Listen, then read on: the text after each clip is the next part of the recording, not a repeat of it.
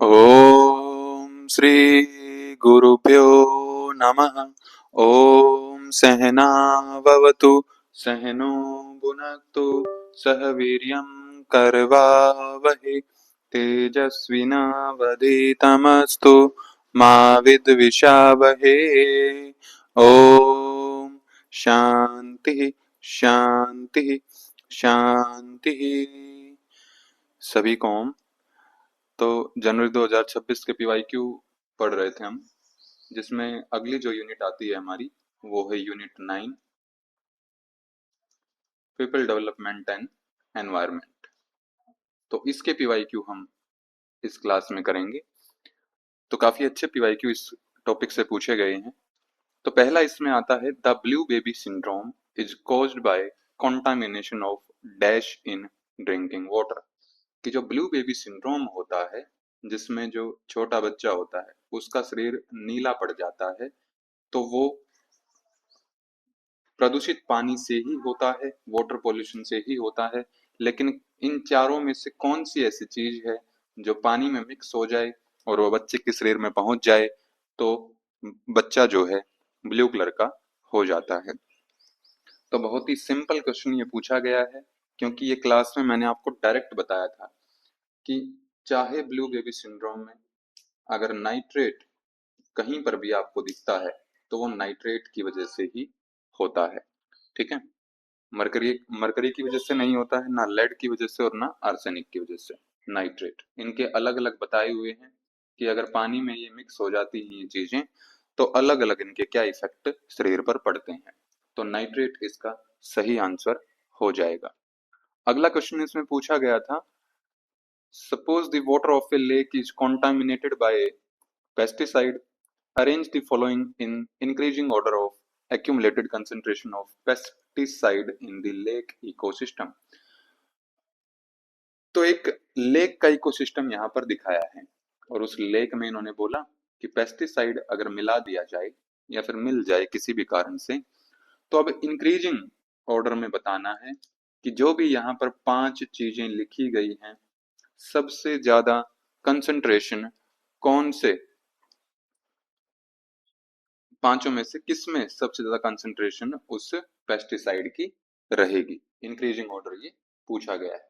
तो bio magnification topic से आपका ये क्वेश्चन है। ऐसे ही एग्जाम्पल में क्वेश्चन आएगा। बायो मैग्निफिकेशन से एक तो बनेगा इसकी डेफिनेशन से क्वेश्चन, जो कि बहुत इजी क्वेश्चन हो जाएगा। इतना इजी क्वेश्चन पूछना मुश्किल है, तो आपसे एग्जाम्पल में ही पूछेगा। तो ये एग्जाम्पल दिया हुआ है आपके सामने, एक एग्जाम्पल दिया है, बाकी कोई भी एग्जाम्पल आपको दे सकते हैं। ठीक है, अब इकोसिस्टम में आपको पहचानना क्या होता है किसी भी इकोसिस्टम में, कि सबसे पहले क्या आएगा और सबसे लास्ट में क्या आएगा। यानी कि आपको ये देखना है कि कौन सा ऑर्गेनिज्म किसको खाता है। तो सबसे पहले पानी, पानी किसी को खाता नहीं है, पानी को ही सब पीते हैं। यानी कि आपका पहले नंबर पर क्या आ जाएगा इसमें, पानी। ठीक है, तो यानी कि एक नंबर पर आपका ए आएगा। तो आप ऐसे इस क्वेश्चन को सोल्व करेंगे, बाकी सब ऑप्शन को आप कट कर देंगे। फिर दूसरे नंबर पर फाइटोप्लैंक्टन्स। फाइटोप्लैंक्टन्स ये क्रिएटर्स बोला जाता है इनको लेक इकोसिस्टम में, कि जो भी खाना है वो बनाता कौन है। आप एक घर में भी एग्जांपल ले सकते हैं कि अब रसोई में खाना बनता है लेकिन रसोई किसी को नहीं खाती है, रसोई के सामान को ही सब खाते हैं, तो रसोई पहले नंबर पर आ गई। उसमें जो खाना बनाएगा वो दूसरे नंबर पर आ जाएगा। तीसरे नंबर पर आएगा उस खाने को पहली बार खाने वाले, तो फाइटोप्लैंक्टन को खाने वाले होते हैं जूप्लैंक्टन। ठीक है, अब आपके मन में आएगा कि ये हमें पता नहीं है क्या होते हैं। फाइटोप्लैंक्टन आप मान सकते हो कि जो छोटे छोटे पेड़ पौधे होते हैं जो समुद्र की सतह पर या फिर लेक में उसकी सतह पर जो पाए जाते हैं, जो उस पानी में खाने को बनाते हैं, उनको हम फाइटोप्लैंक्टन्स बोलते हैं। फाइटोप्लैंक्टन्स को सबसे पहले खाएंगे जू प्लैंक्टन्स। जू प्लैंक्टन्स को खाएंगी पानी में रहने वाली मछलियां। अब मछलियों को खा जाते हैं पक्षी, ठीक है। अब कोई भी मछली जो है किसी पक्षी को नहीं खाती है, यानी कि जो ई है वो फिश के बाद आएगा, डी के बाद आएगा ई, इतना आपको समझना है, ठीक है। इसमें तो केवल आपको एक ही चीज पहचाननी थी कि दूसरे नंबर पर सी आएगा कि बी आएगा, तो इसमें दूसरे नंबर पर आपका सी आएगा, तो थर्ड ऑप्शन इसमें करेक्ट हो जाएगा। आप कैसे पहचानेंगे? अगर सोर्स दिया हुआ है तो सबसे पहले, अगर इंक्रीजिंग ऑर्डर की बात की गई है तो सबसे पहले नंबर पर आप सोर्स को आइडेंटिफाई करेंगे, दूसरे नंबर पर आपको क्रिएटर को आइडेंटिफाई करना है, ठीक है। प्रोड्यूसर भी बोल सकते हैं इनको कि जो प्रोड्यूस करता है। तीसरे नंबर पर आप प्राइमरी कंज्यूमर को सिलेक्ट करेंगे कि पहली बार उस प्रोड्यूसर ने जो चीज बनाई है, यानी कि जो उसने प्रोडक्शन की है, उस प्रोडक्शन को सबसे पहले कौन खाता है, तो उनको प्राइमरी कंज्यूमर्स बोला जाता है। प्राइमरी कंज्यूमर के बाद उन प्राइमरी कंज्यूमर को खाने वाले सेकेंडरी कंज्यूमर, फिर इसके बाद टर्सरी कंज्यूमर। तो ये सीक्वेंस आपकी इस क्वेश्चन में सोल्व करने की रहेगी, चाहे आपसे कोई भी एग्जाम्पल ले ले, आपको यही सीक्वेंस इसमें ढूंढनी है एग्जाम्पल में, ठीक है। तो थर्ड ऑप्शन इसमें करेक्ट होगा। अगला क्वेश्चन था biogas is a mixture of, कि जो बायोगैस बनती है वो किन किन गैसेस का मिश्रण होती है, ये आपसे पूछ लिया है, ठीक है। तो सबसे पहले आपको ये पता होना चाहिए कि बायोगैस बनती कैसे है। बायोगैस बनती है जब एनारोबिक डिकम्पोजिशन होता है ऑर्गेनिक मैटर का। आप इसमें एक एग्जांपल ले सकते हो, किसी गोबर गैस प्लांट का भी ले सकते हो। गोबर गैस प्लांट में जो गैस बनती है उसको भी बायोगैस बोलते हैं। सीवेज में भी जो गैस बनती है उसको भी बायोगैस बोलते हैं, ठीक है। जो हम एग्रीकल्चरल वेस्ट है उसको हम दबा देते हैं या फिर जमीन के ऊपर ही छोड़ देते हैं खाद बनने के लिए, तो वहां पर जो गैस रिलीज होती है वो भी बायोगैस ही होती है। बायोगैस में जो मेन कॉन्स्टिट्यूएंट्स होते हैं उनको आप लिख लेंगे अपने नोट्स में। सबसे पहले नंबर पर आती है मीथेन, मेजर कॉन्स्टिट्यूएंट्स होता है ये, सबसे ज्यादा मीथेन गैस बनती है, ठीक है। लगभग 90, सॉरी 90 नहीं, आप ये मानो कि लगभग 75% ये बनती है, ठीक है। इतना मेजर कंपोजिशन बायोगैस में इसका रहता है। दूसरे नंबर पर हमारी आती है कार्बन डाइऑक्साइड, CO2, ठीक है। और ध्यान रखना ये एनारोबिक डिकम्पोजिशन से ही बनेगी, यानी कि ऑक्सीजन की अब्सेंस में। तो मीथेन का फॉर्मूला होता है CH4। दूसरे नंबर पर आती है CO2, तो अप्रोक्स 25% ये कार्बन डाइऑक्साइड रहती है इसमें। कुछ अमाउंट में हाइड्रोजन भी रहती है H2, कुछ अमाउंट में हाइड्रोजन के सल्फाइड भी रहते हैं, हाइड्रोजन सल्फाइड H2S, और थोड़ी सी नाइट्रोजन गैस भी रहती है N2, ठीक है। तो ये मेन रहते हैं मीथेन और कार्बन डाइऑक्साइड, और ये स्मॉल क्वांटिटी में रहते हैं, 0.0 कुछ परसेंटेज इनकी रहती है, ठीक है।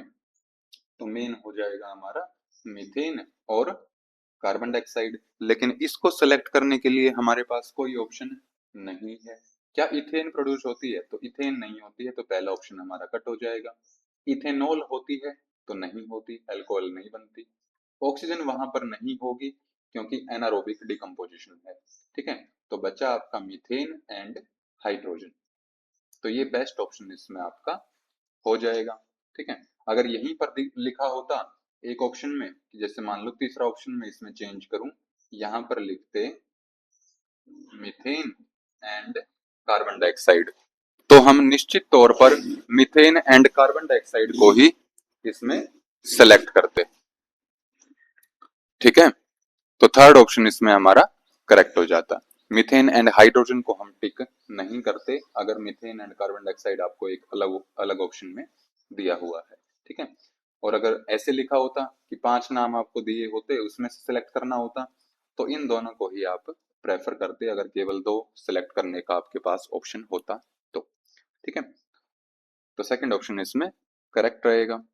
अगला क्वेश्चन आता है, अब 2 स्टेटमेंट इसमें दी हुई है, एक दिया हुआ है असर्शन और दूसरा दिया हुआ है उसका रीजन। इसको सोल्व करने का तरीका मैंने आपको बता ही दिया है, ठीक है। तो आप खुद से इसको प्रयास कीजिए सोल्व करने का जल्दी से, ठीक है। 10 सेकंड का समय ही आपके पास रहेगा। तो क्या क्या दिया हुआ स्टेटमेंट पढ़ते हैं।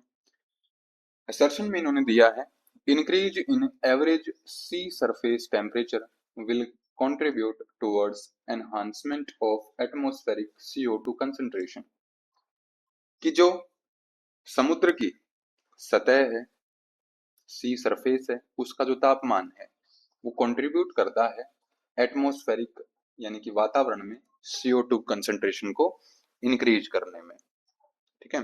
तो पहली स्टेटमेंट आपके सामने ये दी है असर्शन में।